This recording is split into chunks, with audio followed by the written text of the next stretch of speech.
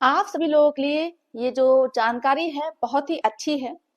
जिन लोगों के ऊपर झूठी एफआईआर दर्ज करा दी जाती है, झूठी शिकायत आप लोगों के अगेंस्ट में अगर कर दी जाती है, तो अब उन्हें उस एफआईआर को खत्म कराने के लिए, उस शिकायत को खत्म कराने के लिए हाई कोर्ट नहीं जाना पड़ेगा। पहले क्या होता था कि जब किसी व्यक्ति ऊपर झूठी एफआईआर होती थी, झूठी शिकायत किसी व्यक्ति के अगेंस्ट में किया जाता था, तो वो लोग क्या करते थे कि सीआरपीसी की धारा 482 के तहत उन्हें ऑनरेबल हाई कोर्ट जाना पड़ता था एफआईआर क्वेश्चन के लिए। लेकिन अब ऐसा नहीं है। आपको बता दें कि कानून का आज के समय में दुरुपयोग हो रहा है।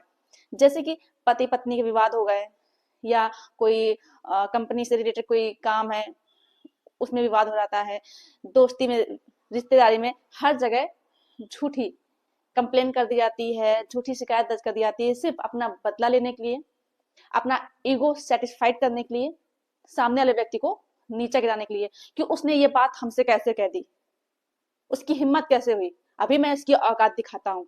तो इस तरह से अपना ईगो सेटिस्फेक्शन के लिए वो लोग क्या कर देते हैं कि कोर्ट या थाने जाकर के झूठी शिकायत कर देते हैं, झूठी एफआईआर दर्ज करा देते हैं कि हाँ, इनको अब हम औकात दिखाएंगे। और इसके बाद जो सामने वाला बंदा हुआ करता था वो बहुत ज्यादा परेशान हो जाता था। जो कंप्लेन करता था वो अपनी ईगो सेटिस्फेक्शन के लिए सामने वाले को बदनाम कर देता था और उसे बहुत ज्यादा परेशान करता था, और उसे ये सब देख करके बड़ा मजा आता था। लेकिन आप सभी लोग बता दें कि अब ऐसा नहीं हो पाएगा। क्यों नहीं हो पाएगा, ये सारी चीजें जानने के लिए आपको ये वीडियो पूरा अंत तक देखना होगा, बिल्कुल भी स्किप नहीं करना होगा। तभी आप सभी लोगों को अच्छे से जानकारी समझ में आएगी।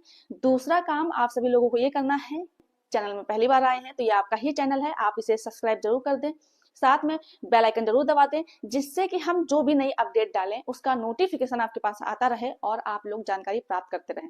नमस्कार दोस्तों, मैं एडवोकेट दिव्या, आपका आपके इस यूट्यूब चैनल में स्वागत है। काफी लोग मेरे पास कमेंट है जो कि ये बोलते हैं कि मैम आप बहुत लंबा वीडियो बनाती हैं, तो मैं कोशिश करूंगी कि लंबा वीडियो ना हो, इसलिए जल्दी जल्दी बताने की कोशिश करूंगी। देखिए, पहले क्या होता था कि जब कोई केस करता था, कोई शिकायत दर्ज कराता था थाने में जाकर के या फिर कोर्ट में जाकर के, तो होता ये था कि जिसके अगेंस्ट में कंप्लेन की जाती थी, शिकायत की जाती थी, उसे नहीं बुलाया जाता था। केस दर्ज हो जाता था, एफआईआर दर्ज हो जाती थी, इसके बाद उसे अपनी बात कहने का मौका नहीं मिलता था। उसे अपनी बात तभी कहने का मौका मिलता था जब केस ट्रायल में चला जाता था और उसे सम्मन या वारंट भेजा जाता था कि आपको कोर्ट में आना है। तो जब वो कोर्ट में आता था उसके बाद ही वो अपनी बात वहां पर रख पाता था। लेकिन अब जो नया कानून है, सबसे पहली बात तो आपको बता दें कि पहले जो पुराना कानून था वो था सीआरपीसी, लेकिन जो नया कानून है, अब सीआरपीसी की जगह नए कानून ने ले ली है, जो कि बीएनएसएस है, भारतीय नागरिक सुरक्षा संहिता। इसमें जो प्रक्रिया है उसमें बदलाव आया है। जैसे कि पहले ये होता ये था कि पत्नी जाती थी थाने, वहां पर अपने पति के घर वालों के अगेंस्ट में कंप्लेन कर देती थी, और जब वो कंप्लेन करती थी उसके बाद पत्नी की ही केवल बात सुन करके केस को दर्ज कर लिया जाता था और ट्रायल होना शुरू हो जाता था। लेकिन अब ऐसा नहीं है। अब जैसे पति के अगेंस्ट में कोई केस दर्ज होता है तो पहले उनको बुलाया जाएगा, उनकी बात सुनी जाएगी, उनको भी अपना पक्ष रखने का मौका दिया जाएगा। इसके बाद ही अब प्रक्रिया आगे कोर्ट में जाएगी और ट्रायल शुरू होगा। जब तक सामने वाले व्यक्ति की बात नहीं सुन ली जाएगी तब तक प्रक्रिया शुरू नहीं होगी। तो नए कानून में यही है कि अब अगर कोई व्यक्ति किसी के अगेंस्ट में शिकायत दर्ज करता है, केस करता है, चाहे वो थाने हो चाहे कोर्ट हो, तो सबसे पहले जो एक्यूज है उसको बुलाया जाएगा, जिसके अगेंस्ट में केस दर्ज हुआ है, और उससे उसको बोला जाएगा कि वो अपना पक्ष रखे। उसको पहले पूरी बात बताई जाएगी कि हाँ, इस तरह से आपके अगेंस्ट में कंप्लेन हुई है, क्या ये सही है या गलत है। अगर वो एक्सेप्ट करता है ठीक है, नहीं एक्सेप्ट करता है तो उसे अपना पक्ष रखने का मौका दिया जाएगा प्रॉपर। ये नहीं कि हमने एक व्यक्ति की बात सुन ली, शिकायत दर्ज कर ली, बस बात खत्म। अब ये नहीं होगा। नए कानून में ये बहुत अच्छा बदलाव हुआ है। सामने वाला व्यक्ति, पहले क्या होता था कि जब शिकायत दर्ज होती थी बहुत ज्यादा परेशान होता था, लेकिन अब नहीं होगा।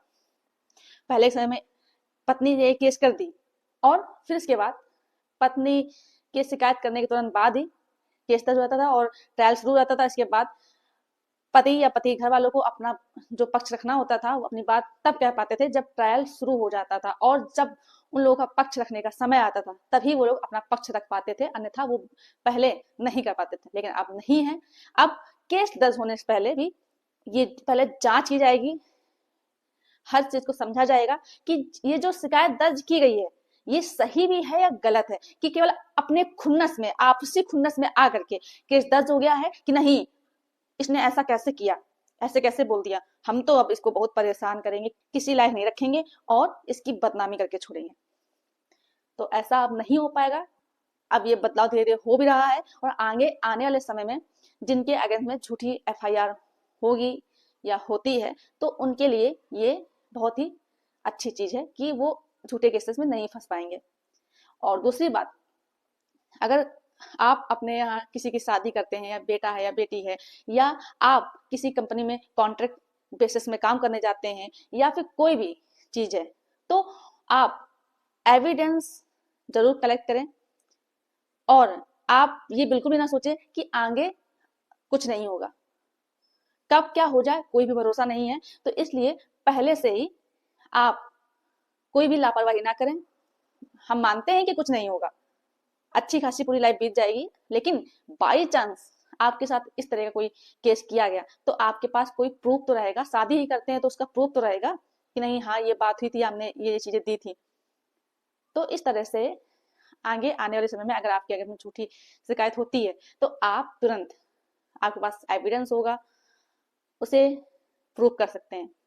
अगर आपके अगेंस्ट में झूठी एफआईआर की जाती है, झूठी शिकायत की जाती है और आपको कोर्ट बुलाया जाता है अपना पक्ष रखने के लिए, तो आपको अच्छे एडवोकेट को हायर करना है, उन्हें पूरी बात बताइए साफ साफ। ऐसा नहीं कि आप अपनी बात को छुपा लें, क्योंकि आप अगर अपनी बात छुपाते हैं तो उससे होता यह है कि आपकी बात जिसने शिकायत की उसको तो पता ही रहती है और वो उस चीज का फायदा बाद में उठा सकता है। तो एडवोकेट से सारी बात करनी है, सारी कहानी बतानी है साफ साफ।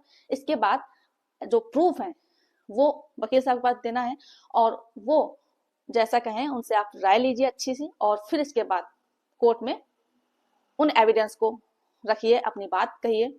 और अगर आपका एविडेंस सही है, आप अच्छे से कोर्ट को कन्विंस कर लेते हैं, तो आपको ऊपरी कोर्ट तक जाने की कोई भी आवश्यकता नहीं पड़ेगी। आपका केस निचली अदालत में ही क्वेश कर दिया जाएगा, खत्म कर दिया जाएगा।